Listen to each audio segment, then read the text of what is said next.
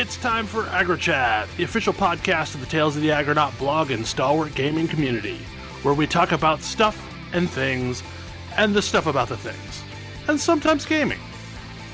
I'm Belgast, and let's start the show. Hey folks, it's that time again, time for another episode of AggroChat. This is episode 342.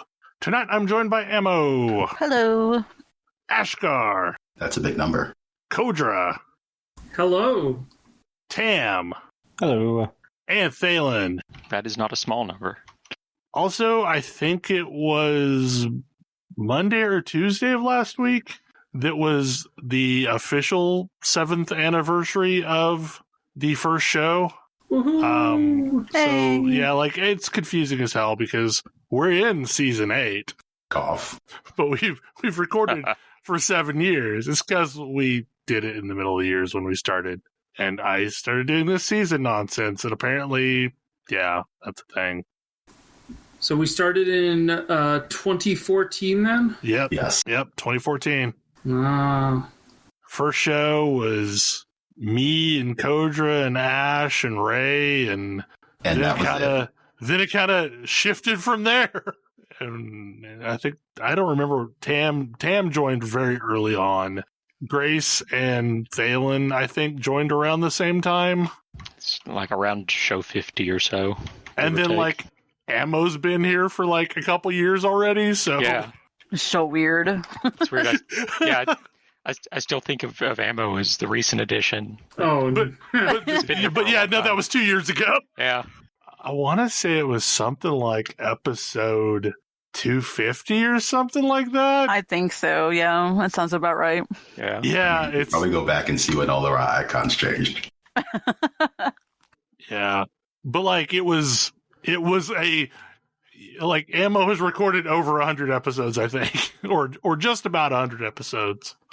But yeah, no, it's crazy. And I got comments about, like, that we apparently have stamina at doing this thing. I mean, We just don't know any better than to keep doing the thing. I like being able to talk to you all at least once a week, and Exactly. recording a podcast is a great excuse to do that. Yeah. I think that's really what it is we all like to talk to each other and like each other as people. So Yeah, and this is one time that we have agreed to be all online at the same time. Yeah, because that's the other thing about getting older is schedules become a lot more crazy. Remember when we used to, like, just spin up raids? Yeah, that's so not ever going to happen again. Also, to point out that in 2014, most of us were a lot further east. Yeah, Yes. and some of us did not yet have tiny people. that's true. Yes. Boy, does that affect the schedule. The westoning of the podcast and the childening of the podcast both happened. I mean, Emma and I still have our kids. They're just furry ones. That's right. One of which that was screaming at me through the door earlier, so that's a thing. Ah. Mine was just trying to climb my curtains a little while ago. Excellent. He's so helpful. Yep, they always are.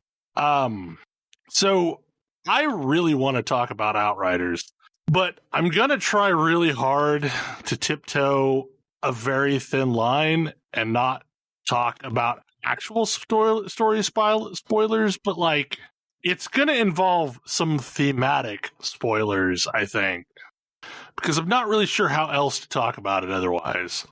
I was going to say, I know I've been getting bits and pieces of it from Tam, because at some point he told me that this is based on my reaction to the demo, maybe I should skip this one. I would say, yeah, like, this is, I mean, to some extent, this is a public service announcement for anyone that is a sensitive sort that, like, maybe this is not the game for you. Seriously. Like, this is a diamond in the rough, but, like, there's a lot of rough. I have been spending a lot of time. I have gotten to explore the end game. So, like, I have things to say, but, like, realistically, I feel like we have to start with just how bleak this game is. And like that should tell you something. If I consider this maybe too bleak to play for some people, then that should be something. Because like I tend to be the most desensitized when it comes to acts of violence in video games, like senseless acts of violence in video games. I can usually just blow things up and not mind it at all. This make the game, meat hole. yeah, like I made a meat hole to make cows die. So it is really dark, and not just in the ways that you saw in the demo. That is just the cheery icing on the cake. That is, I mean, this game explores and makes comments upon basically the worst atrocities that humankind has ever wrought upon itself or others. Yeah. I mean, so it is a colonization narrative. It is a horrors that humankind can cause. It is a genocide narrative. It is like complete with death camps narrative. It's very dark. So like it because of that, I would definitely put a word of caution to anybody that wants to play this game. I don't know why it's so bleak. Maybe set up Cozy Grove as a chaser. Yeah. But I've played through the entire campaign now. Tam, you've played through the entire campaign, right? Yeah. So there's a thing about it that gets me, and that Kodra has heard me go on about. And there is a particular kind of like black humor satire that is, it's like where Warhammer 40K aims at. And I think it's telling that like Warhammer 40K misses a lot of the time. Mm-hmm. Like it is aiming at a particular satire of a variety of things, and it's a really small target to hit, which means that when it doesn't hit it, it's really off-putting and gross. And when it hits it, it's legitimately funny. And Outriders runs the same problem. Like it does have moments where I chuckled. It also had moments where I was like, why am I playing this? Yeah. And it's really unfortunate because from a gameplay standpoint, this is a game I love. Like, I want to play a lot of this game. I would love to play these mechanics with my friends. It's like Mass Effect 3 ++. It's realistically, it is Mass Effect multiplayer and Destiny and Diablo 3, like the weird love child of those games. Yeah. Because like, especially when I start talking about the end game, I'm going to end up talking about the end game in Diablo 3 terms a lot. But like, it's this weird blend of a lot of really good things evolved to a very high detail from the root product that inspired it. Yeah. Like, there's a lot of innovation here.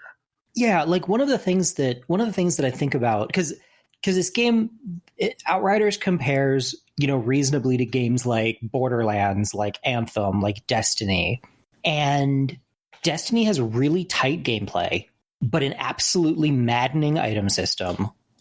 And it's really hard to get engaged. It's really hard to have enough engagement with the narrative to like understand why you're doing anything.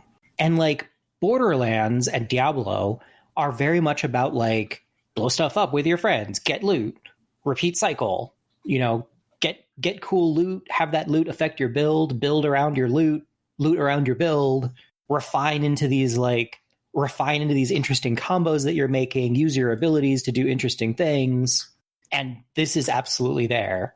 And Mass 3 had a lot of the same elements. strong multiplayer, or at least strong multiplayer design. Interesting roles, it's like more. I'm specifically thinking about Mass 3 multiplayer here, because in baseline Mass 3, you're playing a lot of. I mean, you don't necessarily have to do this, but it is often optimal to play a lot of like sit in cover and snipe people, just because that's very strong. It's very strong and very safe. And the multiplayer mixes that up and gives you more tools more easily and more quickly to enable other styles of play. And this takes that a step further and, and varies up even the level design.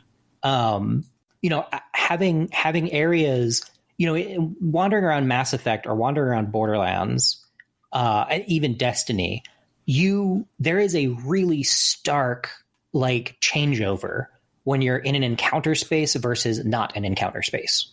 You're like, oh, hey, look, there's a whole bunch of like waist high obstacles. We're gonna fight here. You just know it. That's what's gonna happen. Oh, hey, there's a place with a whole bunch of doors. Stuff's gonna come out of them, and we're gonna fight them.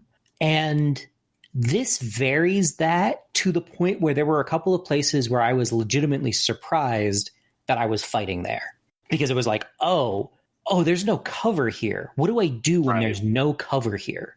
Well, and the other thing that I find interesting is when there is cover, it's not put for your benefit.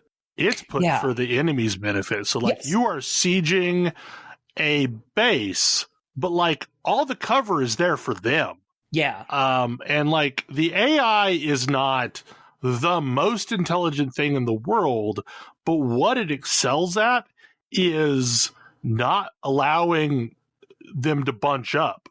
So like if you storm a nest of, auto rifle troops, as you're going there, they will scatter and they will go to other places so that they can flank you from a new position. So you have to really kind of keep your head on a swivel while you're running around, because like what you thought was a easy to take down cluster of enemies will like quickly flank you, and you're just going to get the one that stayed behind. Yeah. But it's like, it's really engaging gameplay. It's really interesting. There's a whole lot to love about it. And then, boy, that narrative. Well, and here's the thing, though. I found myself drawn into the narrative. That's the part that makes me angry. Yeah. I wanted to see what was happening next, because originally I think in the first time we talked about this game, called it like sci-fi Mad Libs or something like that, where it is this weird blend of a bunch of things that you've heard before, but as you get into the game, it manages to make it its own. And it's really interesting to see what the story of this world is, what the story of how things went so wrong. And like, that's really what this game is a tale of, is like, these people tried to escape a dying planet and everything went wrong, and they landed on another dying planet, more or less. Yeah. And then there's a question about how did this all happen that unfolds as you play. And like having beaten it, I'm probably out. Like I think the end game is interesting mechanically, but I am not engaged enough in what it represents to be excited about it. Well, there's actually two end games. There's the capital E end game, but I mean, I guess we can talk about that now. So the game has the Greater Rifts. Well, yeah, I mean, okay. So in Diablo terms, the big end game is a Greater Rift. So there are two leveling systems of difficulty. There is World Tier, and there is Expedition Tier, I think it's called, or Challenge Tier, or something like that. Yeah, I forget what the second one is called. But so World Tier is, as you're going through the game, every so often you gain enough experience to move up to a new tier of difficulty. And a lot of the issues that I had is some of the bosses are just downright cheap, and you don't have the mechanics to deal with them at the higher world tiers as you're leveling through the game. At least not without, like, I had a friend that made it through without ever dropping the difficulty, and she said every so often she was going and farming one of the mini loot caves to catch up her gear so she could survive at the new level. And that's not a thing I wanted to do, like, while playing the game. So after a while, I just set it on World Rank 3, which is what they call normal, and just played through the game. Like, and from that, I was able to take on everything that I encountered. I really wanted.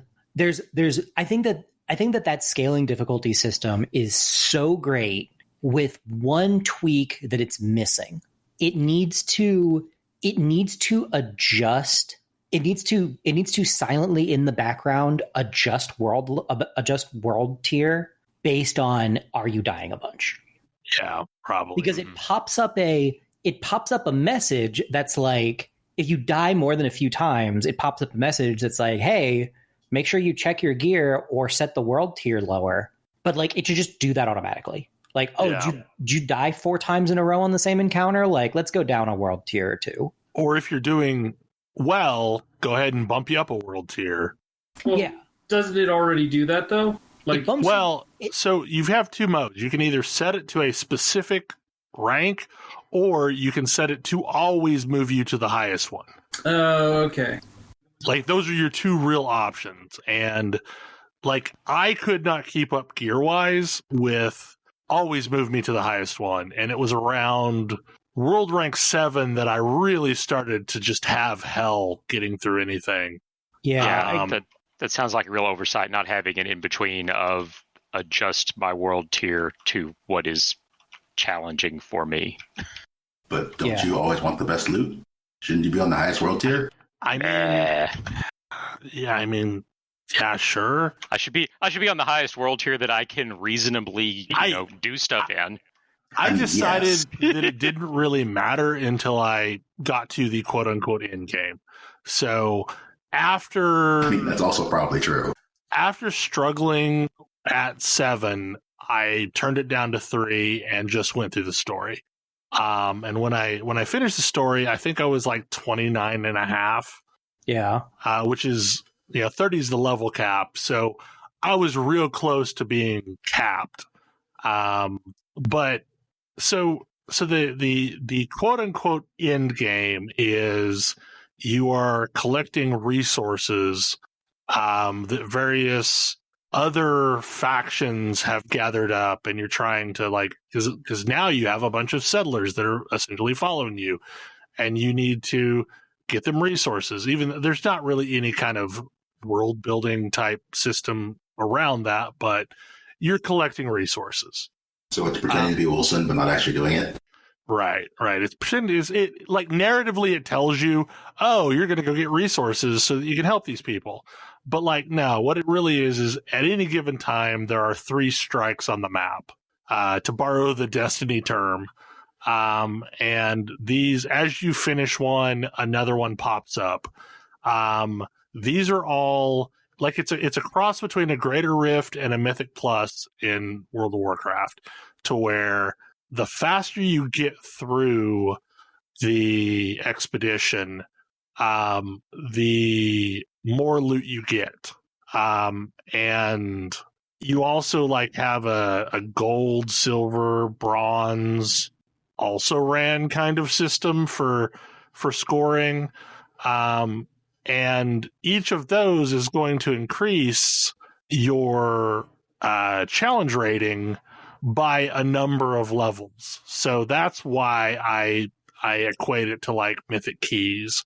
So the first one I did, I ended up finishing at silver tier. And then it cranked me up to the 3rd rank. So like I skipped the 2nd rank. I go into a 3rd rank and I just get my ass handed to me. And this is where I'm not sure if starting you out on this is a great idea, because that felt real bad to go from, oh, well, this is pretty reasonable, to the third one being, oh, I'm just going to die. Like, I'm just straight up going to die a lot. My gear is nowhere near where it needs to be. And if you fail, you have two options. You can either retry the entire expedition from the beginning, or you can fail out and you get some reward for even though you failed, but it still feels bad. Like, I really think they were copying Greater Rifts, but they should have also copied Greater Rifts to where you could res back up and just take a time penalty. Because like I was not super far from beating the boss, and had I been able to take like 15-second time penalty for rezzing, I probably could have killed him and at least gotten bronze. But the problem is I went from I'm on world rank 7 to I'm going to try expedition. So in the meantime, I've been pushing up my world rank. So essentially, these are two competing quote-unquote in-game systems. Yeah. And I equate the other stuff I've been doing to the equivalent of running bounties in Diablo 3. So there's two different quest chains that involve you visiting every single subzone in the world. One is to hunt a bunch of monsters, and the other is to take out a bunch of wanted people. And the monster hunt rewards, every time you take out a monster, you get your pick of one of 3 purple items. So like purple pieces of armor. And if you take out one of the wanted people, you get your choice of one of 3 weapons. They're also epic quality. Are those repeatable? Those are repeatable. So that's where the other gameplay comes in, but the game's bad about telling you about that. So what I've been doing is I'm up to world rank 11 now, and have been gearing through doing all the stuff that I basically left on the table. Once I found out they rewarded purple items, I purposefully kind of left them alone, thinking, oh, well, I want to get these at the highest I can get them. That's the same thing I did. So what happens is basically I don't know how many of them there are. There's like a dozen of these quests in each of those chains. And if you finish all of them, if it's the wanted quest, you get a random legendary weapon. Just guaranteed. You're going to get a random legendary weapon if you've killed all of the wanted targets. If you've killed all of the wanted creatures or the monster hunts, you get a random legendary piece of armor. And those are also apparently repeatable rewards. The difference being, and that's what I was doing before we started the show, is I was testing that theory. So the first time you did all these quests, you got your choice of one of 3 items. On subsequent completions of these quests, you don't get a choice. You just get a random item of the type. So monster hunts will always reward armor. Wanted hunts will always reward weapons. And it seems like there's a random chance of just straight up getting a legendary instead of an epic, because I've gotten a couple of those from turn-ins as well. But yeah, so like that's the side that I'm really enjoying, is just running around and doing the monster hunts and the wanted posters at higher difficulties. And it seems to be a super efficient way of just like leveling up world tiers.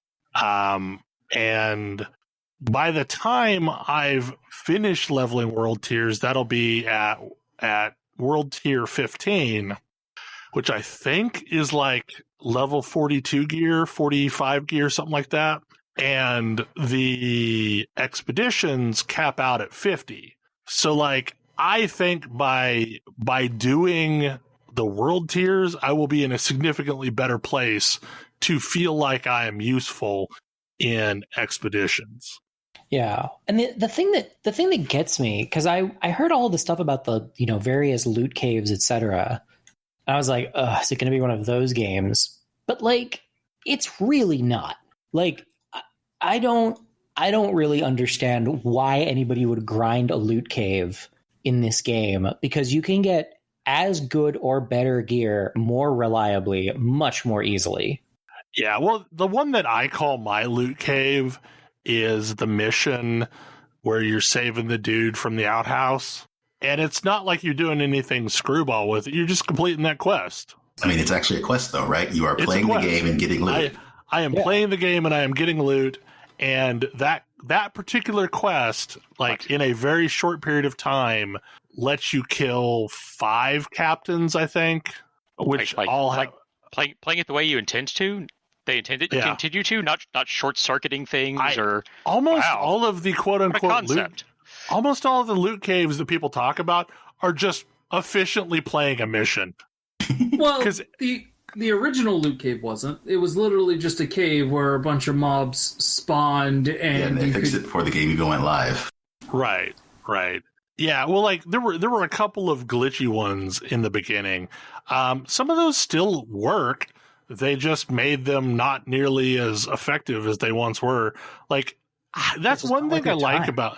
That's one of the things I like about People Can Fly is they've been tweaking the game to make playing the game more efficient than glitching out the game. Yeah. Which is great. Like I am all about that. Like the fact that I can run this little mission, and realistically, I use it for all kinds of things because it's really quick. You can get in and out of it. Like if I want to test a new weapon or I want to test a new build, I can pop in here and run through this mission, and it's predictable because I've done it a bunch of times. But also, I end up getting decent loot from it. I find the crafting system very clever. The crafting system it frustrated me a lot when I wasn't clear. There's a break point that I wasn't aware of, and it really frustrated me. But like this crafting system is maybe the answer to all of the random problems in all of these looter shooter type games. Like it almost seems just unrealistic that we have a system this good, because it's a really good loot system. Because basically, like, if you get an item that is slightly imperfect, there are a bunch of levers you can pull to fix that. The basic structure is something like this. You get loot as drops. Loot has quality ranging from I would say white to orange, but white is meaningless almost immediately. Green, blue, purple, orange. Where orange is legendary, green, blue, purple is where you spend most of your time. And gear that drops has a level. And you can deconstruct gear to get resources. Armor gives you armor resource. Weapons give you weapon resource. And you can use those resources to level up, to either level up your weapons, as long as they are green or blue quality. You can use those resources to increase the quality of the item up to purple. And you can use those resources to swap one of the traits on the weapon. And the higher the quality of the weapon, the more traits it has. Right. And basically every blue item has a random. Okay, so there's basically 3 power ratings of mods, which are the traits Tam's talking about. There's tier 1, tier 2, and tier 3. And there's various synergies between them. But blue items will have a random tier 1 mod on them. Purple items will have a random tier 1 and a random tier 2 mod on them.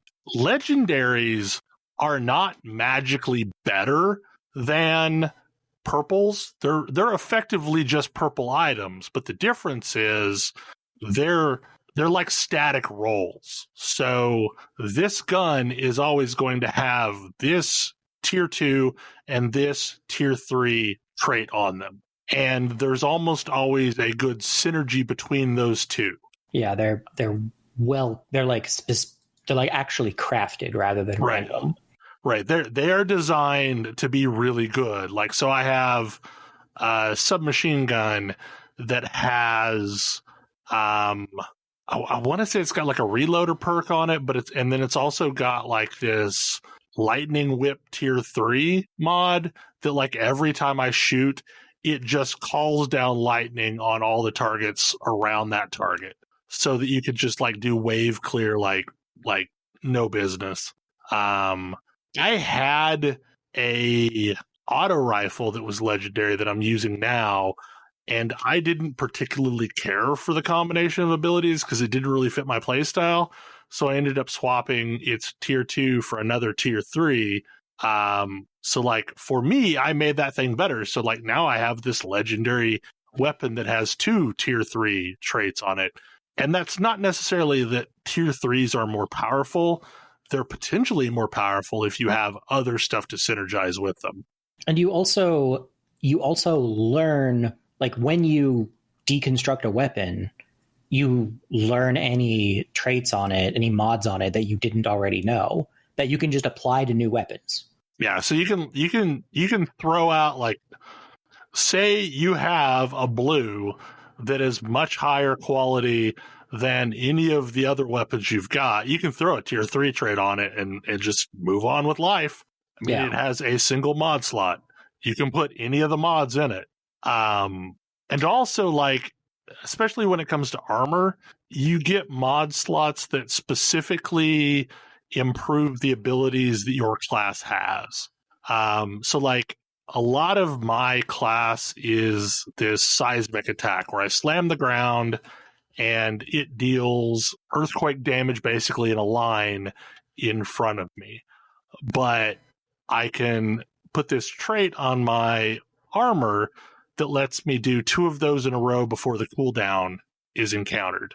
Or I can put another one on there that, like, every time it hits something, it actually starts bleed damage on that target. Or another one that, like, for every target that I hit, I get healed. Or for every target that I hit, I gain armor. Or, increases the damage of all of the earthquakes. And these are all mods that you can swap in and out of your gears. So, like, you can build around a single ability and make that one really good ability, or you can kind of buff all 3 of your abilities in a build. So, like, I have this trimmer ability, which is like an AoE heal. I've got a couple traits that help that out. I've got most of my stuff in Earthquake. And then I've got like this leap attack thing that I've got 1 in just because it synergizes with one of the ones I have in my Earthquake. So, like, using those 2 together, like, does more damage. So that's when you start getting into the Diablo style builds where you're multiplying the damage of one of your abilities to really focus on that as your core of your build. Yeah. And the talent points also kind of refine it that way as well. There's 3 trees, but there's also like branches off of those trees. So like one of the branches I went down that was off my grid. Yeah, it is. Like one of the branches that's in between 2 branches, basically like so the thing about Devastator is, well, Devastator and Trickster both, you heal when you kill things up close. But like one of the talent points I was able to put in like doubled the range of what close meant. So like my close is now significantly further away than it was. So as stuff's running away from me, like I can still kill it and get the heal. Isn't that like the core conceit of the game, is when you kill things, you get healed? Yeah, and everybody's got a slightly different thing that heals them. Like Marksman or Technomancer. They just heal when they deal damage.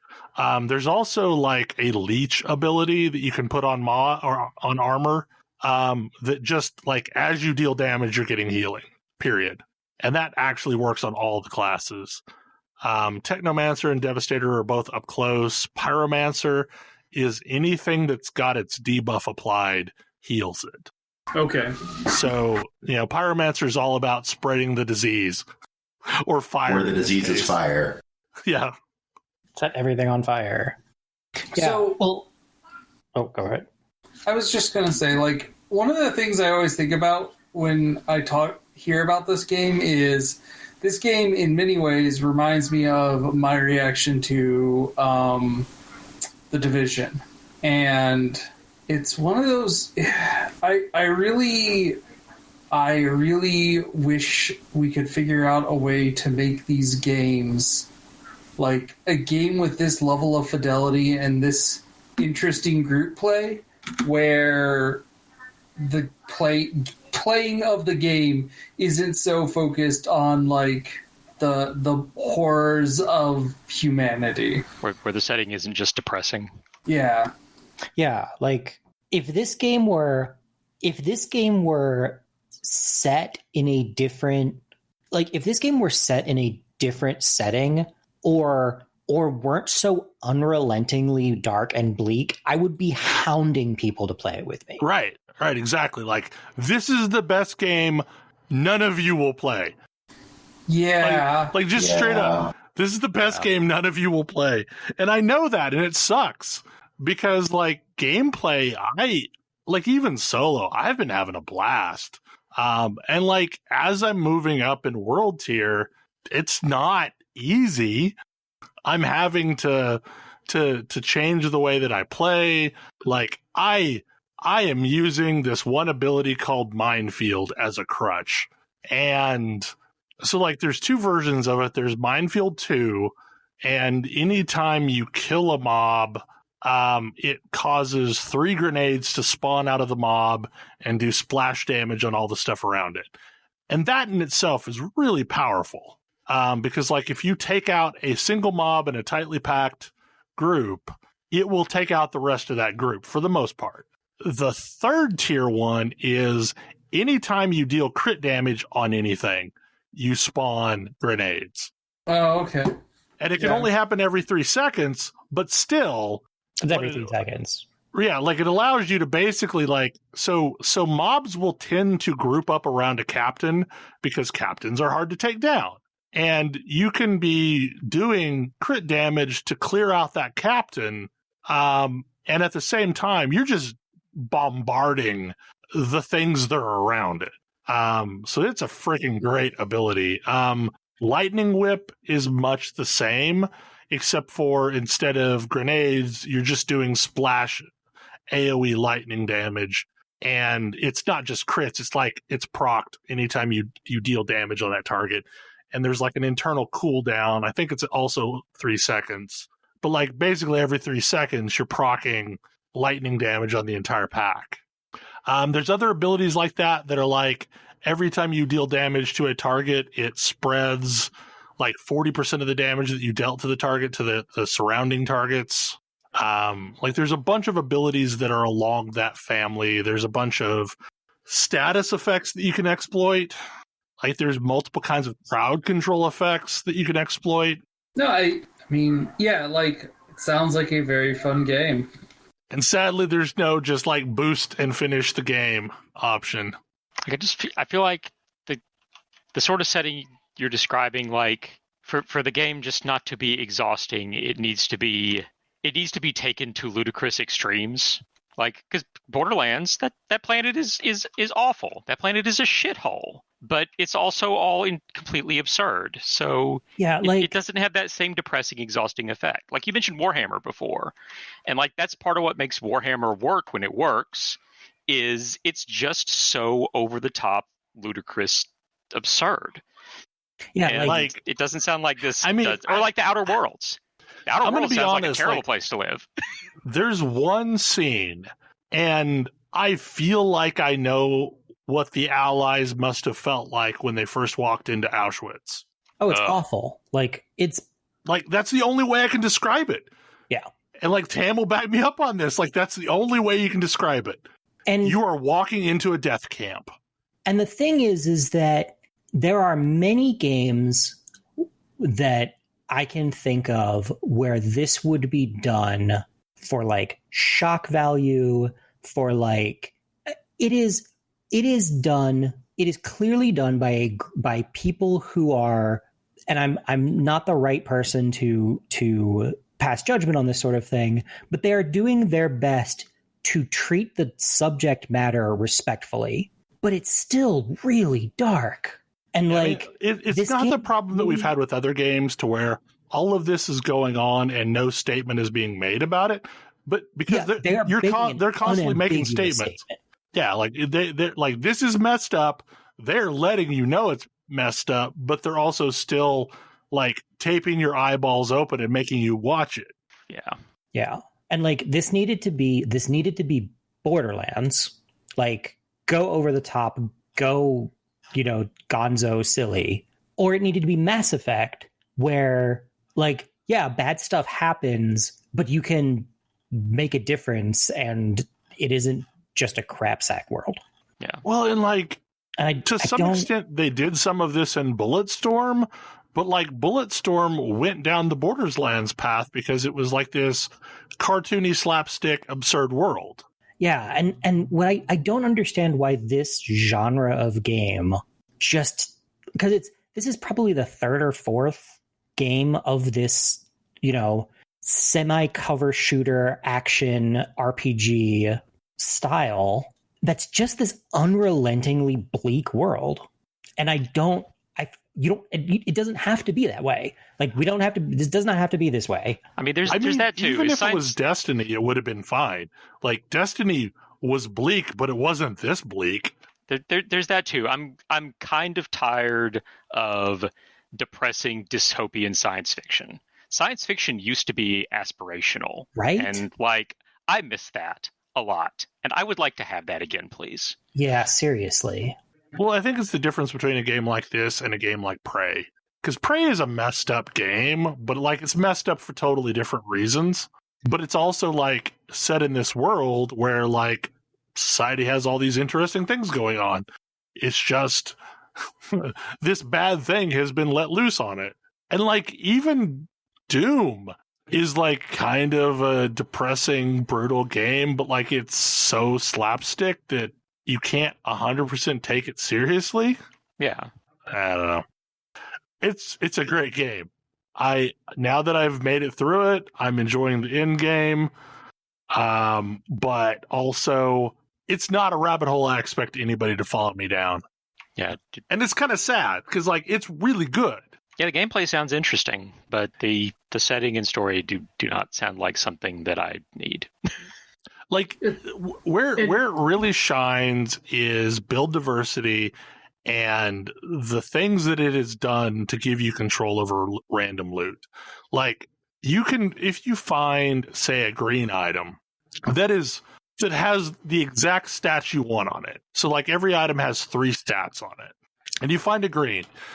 Well, you can upgrade that to blue, and when you upgrade a green to a blue, since the green had no mod slots on it, it gives you a choice of 3 mods to put on it. And it'll give you a randomized pick from those, but like you get some choice. And then when you upgrade it from blue to purple, well, again, it gains a new mod slot. So you get a choice of 3 mods there. So like there are ways that you can kind of, like, they're costly ways, but there are ways you can try and help luck out, and like in a better way than like gambling with blood shards at Kadala. So like I hope, even if this game doesn't do well, I hope someone will take the loot crafting systems from this game and carry it over to other games, because this is what these type of games needed. Yeah, like my firm hope is that this game yields more games. Like if we can get more games with this kind of refinement, maybe we can eventually get one that isn't soul crushing to play. Honestly, like if I saw an Outriders 2, I would seriously consider it if it looked like they were going to make it less dark. Yeah, I mean, because if we already went through the Dark Day game and now we're just dealing with like this planet that's still not in great shape. Yeah, like if you gave me an Outriders 2 that was, hey, we got through the dark times. This is where we're at. We're going to make the best of it. We're putting everything back together, and we're going to try to make sure we never go back to the dark times. Like, I'm compelled. That's a story that I'd be interested in, but like as is, I'm just like, no. Yeah, I mean, the game gives you a brief glimmer of hope at the very end, but like, I don't know if it's enough to carry the whole thing. It's not. I can tell you it's not. Ugh. Yeah. Well, and part of the problem too is since they are determined to call this not a live service, I have no hope necessarily that there's going to be future DLC that gives us different tone in the game. I'm okay with it. I'm 100% okay with it. Move on to Outriders 2, lighten up the tone to something palatable, and let me jump into that. All I need to know is that they made Bulletstorm, right? This is the same studio that made Bulletstorm. Yeah, I mean, and Bulletstorm is a slapstick game. Like, I mean, Bulletstorm is also a really shitty world.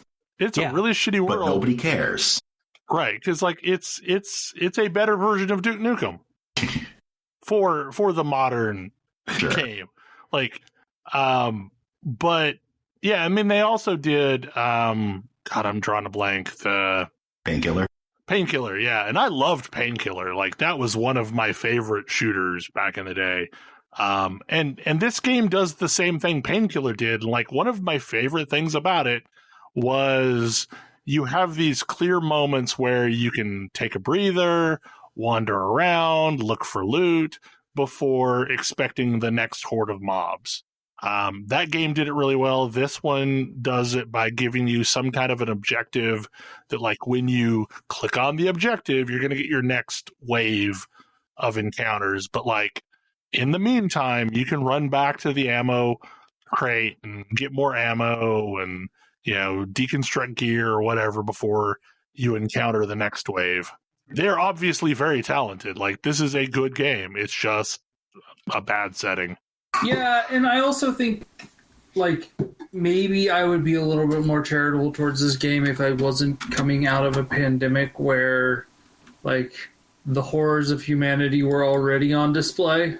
Mm-hmm. That doesn't help. I mean, and that's one of the things where it's like, I mean, I guess this game probably started getting made in 2018, so I'm not sure that necessarily would have landed hugely better then, but yeah. But like the timing is particularly bad. But I'm still with Thalen. Like, what happened to aspirational sci-fi? Like, why can we not get aspirational sci-fi anymore? I don't know. Lancer's pretty aspirational. I guess. But Lancer, like, I guess the only aspirational sci-fi I see is the like 10,000 years in the future. Yeah, that's fair. Like, so far removed from the modern day that it's really hard to be aspirational because it's like a completely different world. Yeah. Like, it just seems like everything nowadays is like, well, might as well just give up on humanity. We're a lost cause. Planet Earth? Nah, it's trash heap. Ditch it.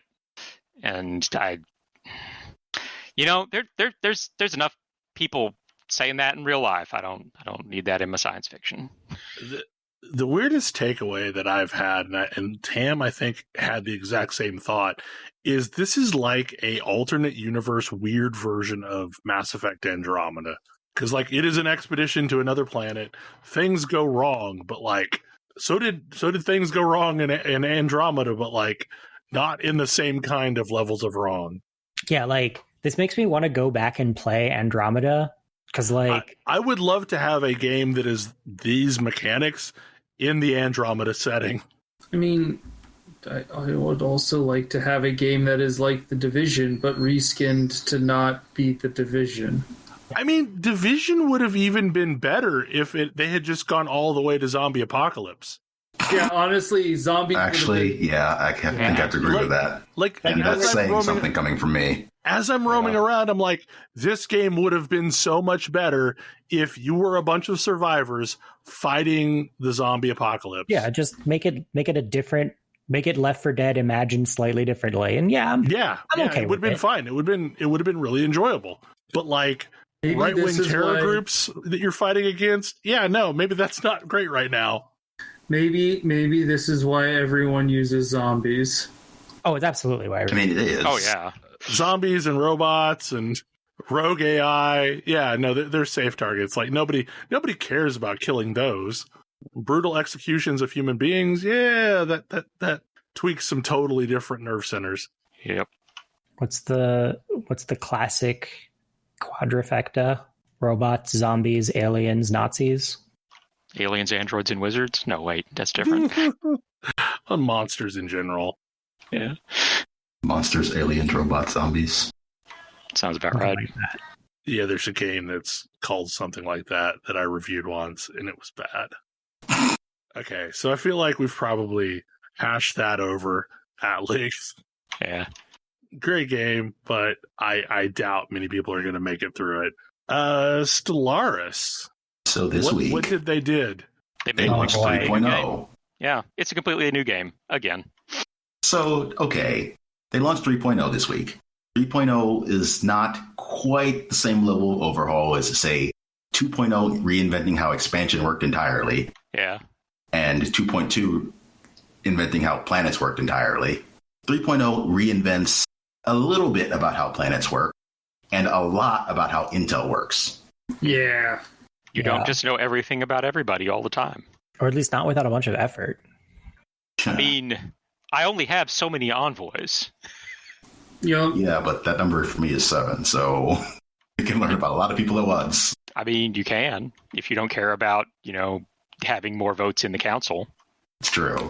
I am not capable of keeping up with what's going on in the council anyway, so they might as well be spies.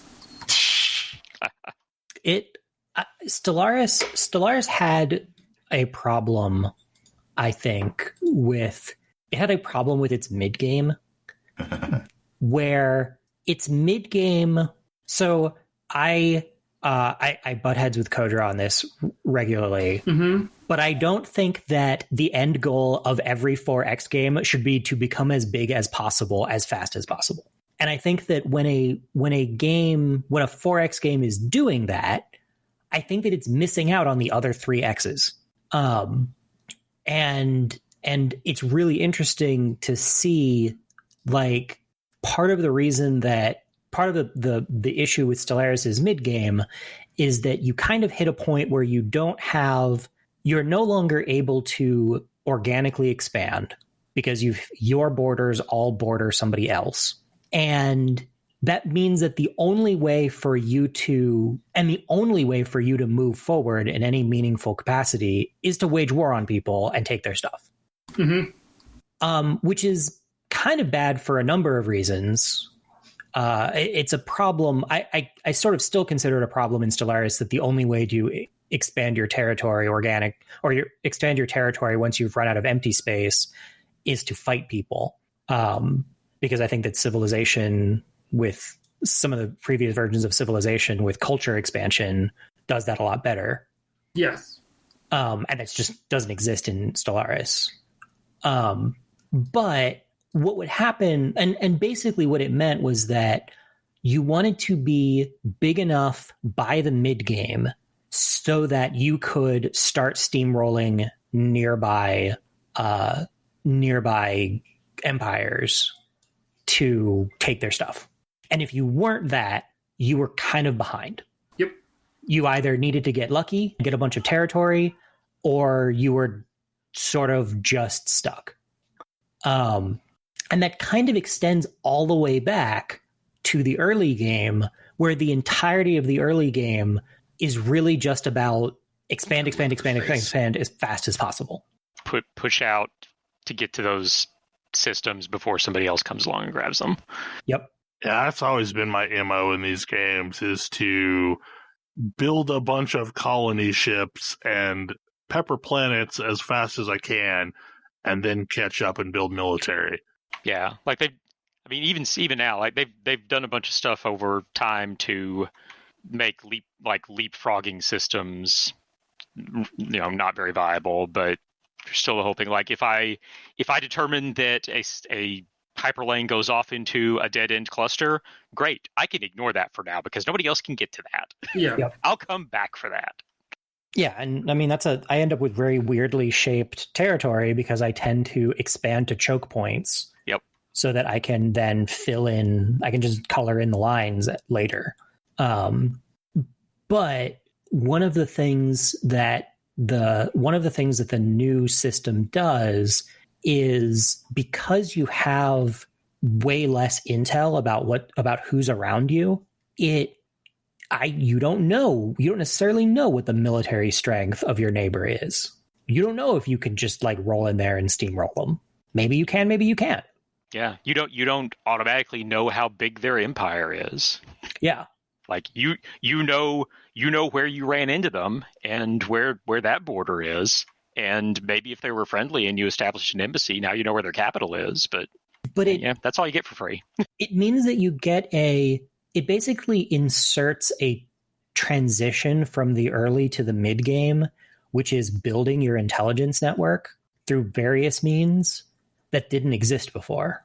And I think that smooths the curve into the mid, and we haven't gotten to late game yet, but it certainly smooths the curve into the mid game. Well, and also at the same time, they slowed down population generation Mostly. to a degree. Somewhat. And to my mind, simplified the way planets work. All I know is I have reached the point in the game that I started up where normally I would be overwhelmed with just like, I'm always capped on everything, and I'm not. And I would at the point where the idea of colonizing another planet would be exhausting, and it's not.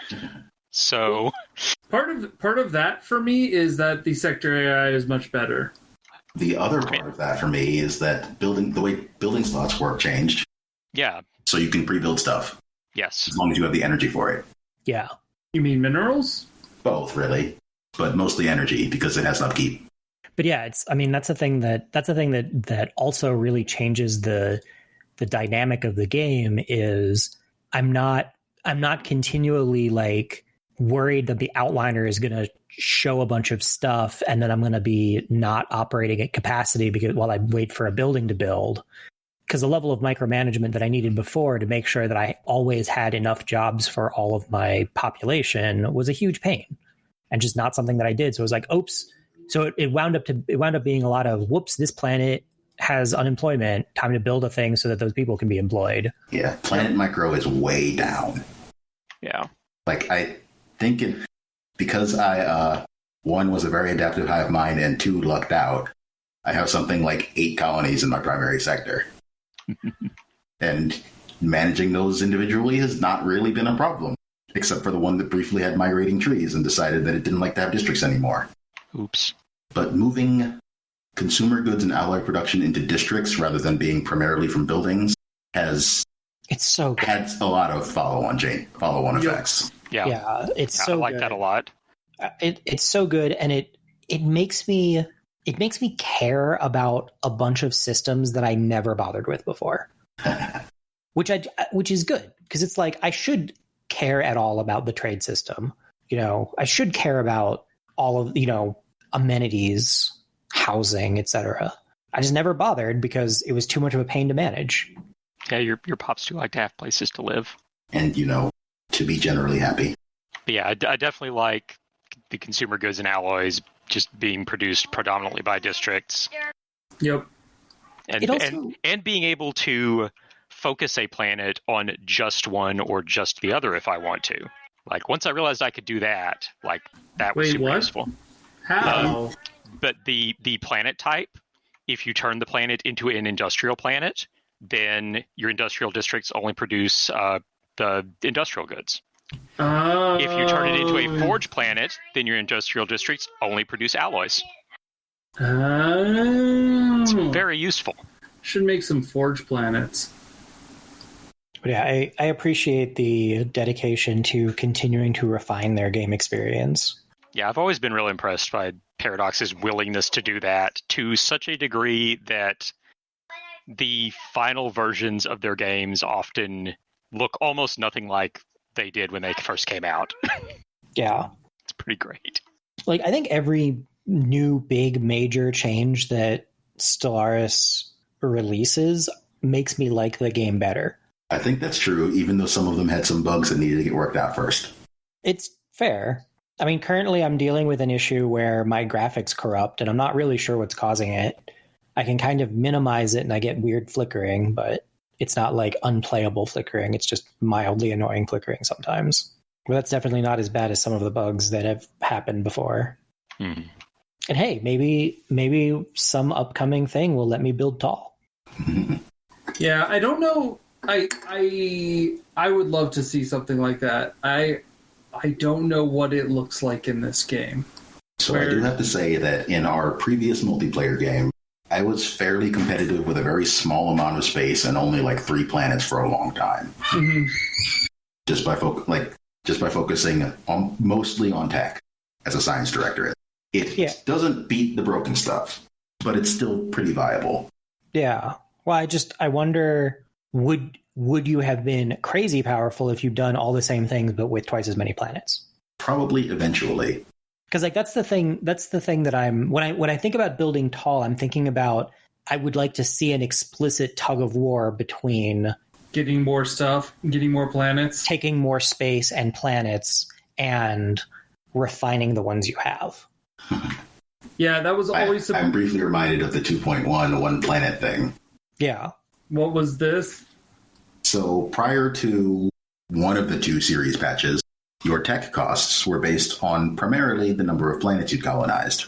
Oh, yes, I do remember this. So you could always have minimal tech costs by not colonizing anything. And just build one planet up really tall? Yep. And get your science nexus by like 2400.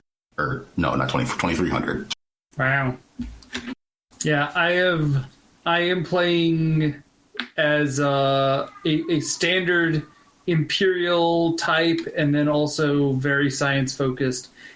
I like the various ways that the game flows through because I feel like there used to be a boring part of the game, and right now it doesn't feel like there's a boring part. Well, up until we possibly get to Endgame, when it might get boring again. I also appreciate it. It seems like maybe they rejiggered like the chances of various events or something. I don't know, but for the first time in forever, I did not get the breakaway event series at the beginning of the game. Like the pirates or the cultists or one of those. Yeah. I didn't get either of those. I got some more planet events that I've never seen before. Yeah. Including one that gave me the cruiser's tech super early. Or at least progress into the cruiser's tech. Yeah, but there are some events that I had long come to the conclusion that, okay, this event is always going to happen. Like, it's just a guaranteed event. And didn't get them this time. And I'm okay with that. Also, I don't have to worry about what my robots are and aren't allowed to do. Oh, yeah. Robots being able to be clerks and technicians is amazing. Technicians, that's the big one. Starting Mechanist. Yes.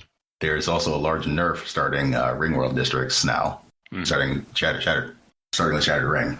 Well, they needed it. It's true, they did. Is it in fact enough? I don't know. Probably you get Ringworld habitability. So that's one half of the nerf. The other half is that Ringworld districts are now half the size they used to be, and therefore the arcane generator is half as good as it used to be. Still super strong. Absolutely. But, Also, prosperous unification is no longer the correct choice, which I honestly never used it anyway, but I appreciate... Used it a few times. I appreciate that the other options are, allowed to maybe actually sometimes be better than the default. I didn't realize how much better prosperous unification was. Prosperous unification was broken. It's really strong. It's still pretty good. I mean, now it gives you additional starting pops, and you have a bonus for 10 years. 10 years is nothing. Whereas previously, it gave you additional starting pops and a homeworld bonus forever. Yeah. Wow. As opposed to, Mechanist, which you start with some robots, and you have a permanent discount to your robot upkeep. It's not a large discount, but it is permanent. I appreciate that, actually being viable now, since I really like Mechanist. My science lizards appreciate this. My science lizards appreciate it too. Are you using the Precati for your science lizards? No, I made my own science lizards. Or the Echo portrait? Oh no, they're spinier. They're more like horny toads. Okay. They are desert science lizards. I have science lizards and imperial foxes. They used to be communist science lizards, but when they completely reworked the various axes, I changed them to an authoritarian materialist science directorate. Oh, mine are authoritarian, egalitarian. Yeah, egalitarian fanatic materialists. I think I have to look the geckos set up as a scion for me. An isolationist scion. Thanks for the help. Now leave us alone. Yeah, go away, please. I've only played as my stock relearn how to play the game, a little bit of everything faction, which is just the United Federation of Planets. Do they have the... No, it was the other one. They gave Commonwealth of Man the Lost Colony origin when they made Origins. Yeah, it's the classic two human, like one human group on Earth and another human group that split off long ago. Yeah. One of these days I'll actually find Earth early enough that I can get that one achievement. The one for invading it during World War II? Yes. That's a tough one. Is it our Hearts of Iron reference? The achievement is just called Outside Context Problem. Mm-hmm. Where you got to be playing as humans and find... No, you don't have to be humans. No. In fact, it's difficult if you start on Soul, since it doesn't generate another soul. Yeah, you would have to be the other humans. So you have to... Is Soul always populated with a subspace race? No, Soul can have several things happen to it. Yeah. If you are the Commonwealth of Man, it's where the United Nations of Earth will be, so you can't get it then. If you are not the Commonwealth of Man, it can generate as humans in a number of different states, or cockroaches. Yeah, so first you have to have a game where, like, Sol is even set up appropriately for this to work. And then you have to find it and, gain access to it, and, yeah, quickly enough. That seems like a challenge. Yes. Not a lot of people have this achievement. It's mostly, it seems like you're mostly rolling the dice there. Yeah. I mean, a lot of the achievements are rolling the dice, sometimes egregiously. I mean, sometimes... Particularly with the Rubricator one. Not the Rubricator. The Galvatron. Oh, yeah. You have to first get the Galvatron from the loot boxes, which you have a limited number of rolls on through the entire game. Then you have to lose it in a war. Then you have to get it back to get the achievement. I was just thinking sometimes you're rolling the dice on whether or not you taking the actions to get the achievement actually grants you the achievement. I think they've gotten better about that. They have gotten better about that. I finally got the victorious achievement. I will grant you that they haven't always been good about that. I also need to play a humanoid species at some time and get payback. That's a good one. As a humanoid species, infiltrate the homeworld of pre-FTL reptilians. Wow. It's a very specific kind of playthrough there.